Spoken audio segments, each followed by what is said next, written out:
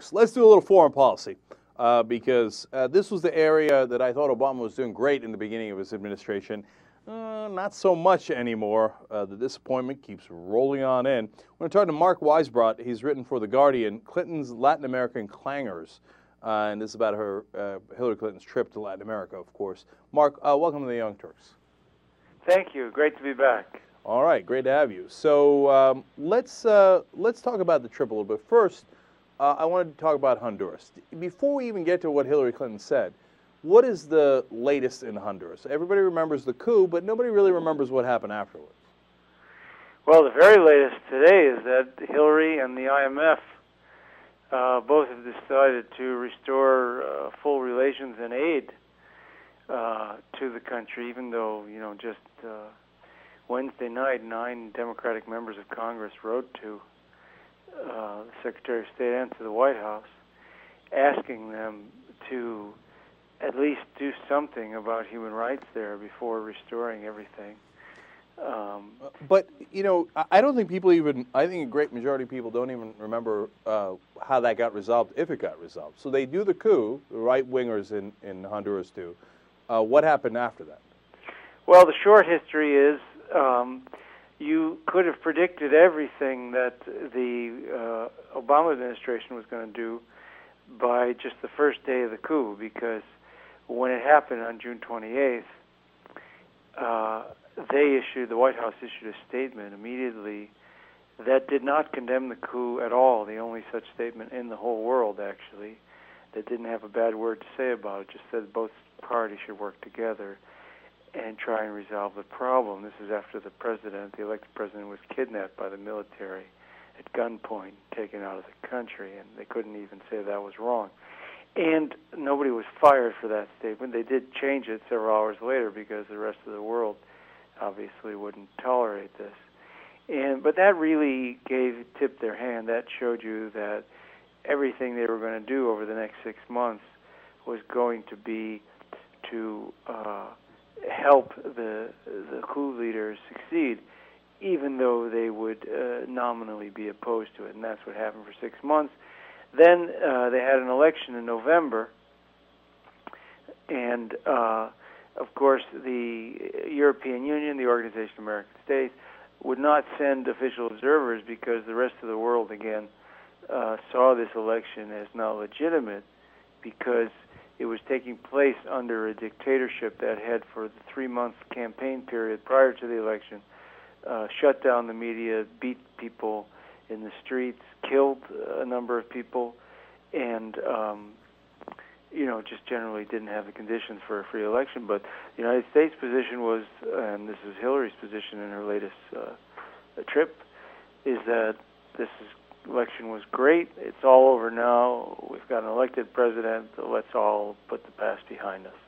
So now we come to the Latin American trip she's on, and she is still supporting that government, and my guess is that is not well received in Latin America. Let's put it that way. That's right. And, obviously this doesn't make the news very much because Honduras is a poor country of 7 million people. Media couldn't care less about it. But the part that the media really should care about, well, I think they should care about Honduras too, but what's bigger news to the people who don't care about Honduras is that she really did offend the rest of the hemisphere. And in this trip, she went to Brazil, and she said this is our policy has been a success. It was managed to a successful conclusion, she said, and that it was done without violence. And this was really offensive to most of the governments in South America, who were, they actually, these are governments that, Lula himself spent time in jail before he was president under a dictatorship, and one that, by the way, was also supported by the United States. It was a coup and took place in 1964 with some support from the United States. So Mark, let's go to a larger issue then, because, and we're talking to Mark Weisbrot, he's with the Center for Economic and Policy Research. The larger issue is, why is the Obama administration and a Democratic administration seeming to go along with what were old right-wing philosophy in Latin America, which is we support the dictatorships, we support the right-wing governments. Doesn't matter if it's a coup, it doesn't matter if what the circumstances are. We're on that side. I mean, that's it's an old colonial, imperialistic philosophy, and so theoretically, ideologically, they should be against that. But I mean, is it overstating it to say that they're not, that they're going along with that same old colonialist right-wing approach? It's not even a crumb of overstatement, to say that they have not changed the Bush policy in Latin America. And, there was great hope for them. I mean, when Obama went to Trinidad in April of last year, and he shook hands with Chavez, and Chavez was one of all the presidents, including him, were very hopeful that this was really going to be a new era, and it didn't last 2 days. They went right back to the same policies. So, Mark, what's going on here? Why does Obama, who came in saying the right things, and Hillary Clinton said the right things too during the campaign and in the past, before they actually went about doing the work of foreign policy, why did they say that and then turn around and get co-opted? Well, I don't know if they're co-opted by the system. I don't know if they were just lying in the first place. What is it? Why do they all become right-wingers no matter what they say in the campaigns? Well, first of all, I don't think they said that many right things during the campaign. If you looked at Obama's campaign speeches on Latin America, they were mostly pretty bad. They weren't that noticeably different from McCain. In fact, one of them was even worse than when he spoke to the Cuban American National Foundation in Florida. So I don't think it was. I mean, it was like a foreign policy. The rest of the foreign policy. I mean, we voted for him. His base voted for him because they were hoping that he was lying during the campaign on the things he said about foreign policy. He said, he was playing to the center, and the Latin Americans too. Even as I said, take Chavez as he's the most outspoken, biggest mouth of everybody. He held his tongue during the whole campaign as Obama hurled insult after insult. He didn't even respond, which is really uncharacteristic for him, because they all were also hoping, like we were here, that he didn't really mean this stuff. He was just saying this to get the Miami Cuban votes and the right-wing votes and all the votes that he wanted from the center, the so-called center here. And it turned out he was really his policy was the same. But Mark, finally, I'm going to take a wild stab as to why. Ultimately, whether he meant it, didn't mean it, the result is the same. They're going further and further right. My crazy guess, off the top of my head here, is that it has to do with the money.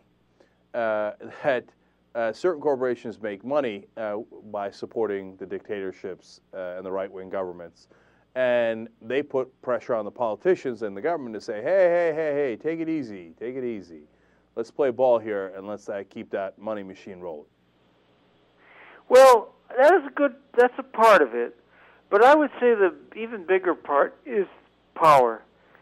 These people, I'm around these kinds of people all the time here in Washington, and they really believe that it's their right to tell Latin America especially, but most of the world, what to do.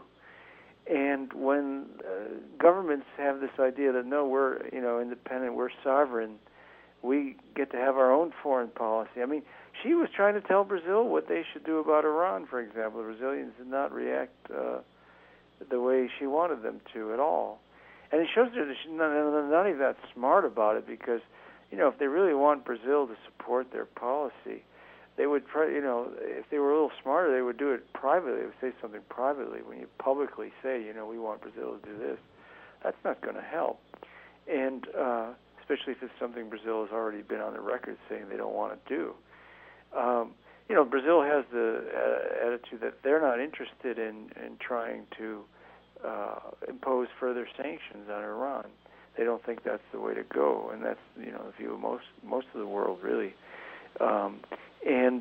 So it's all part of a grand strategy, I think, an empire where it's really about power, and they look at it in those terms. I mean, people are always asking me, like, why do they care about Honduras, this poor country, or Haiti, for example, where the United States has helped overthrow the government twice in that country just in the last less than 20 years. Yeah, but power doesn't bread the butter.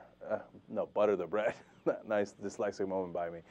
Look, we could probably have this debate all night long, but I think the power is for the money. It's true. not, because it's almost a Limbaugh-esque argument to say, oh, these guys in government, they just want more and more power. Yeah, I mean, for what, though? For what purpose? I don't think that Obama and Hillary Clinton are like, we will be more powerful. I think there are institutional forces that make money off that power. And that's why we have that quest for power.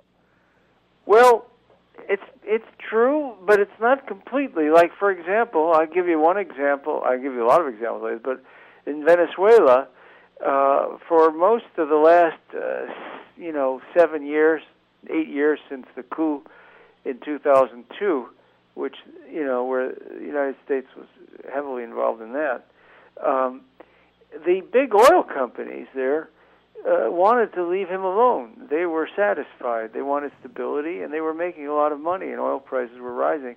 And it was the State Department that insisted on continuing to try and destabilize and get rid of that government. So, again, in an ultimate sense, you're right. I mean, power and money go together. But when they conflict in foreign policy, I think it's the power interests that dominate, and this was true. I mean, you don't have many corporations more powerful than our big oil companies, and they were overruled in this case. All right. Again, one could argue about that, but they're good enough for tonight, and certainly a very interesting report on what's happening in Latin America and Obama's foreign policy overall. Mark Weisbrot from Center for Economic and Policy Research and wrote this article in The Guardian. Thank you so much for joining us. We really appreciate it. Thank you. My pleasure.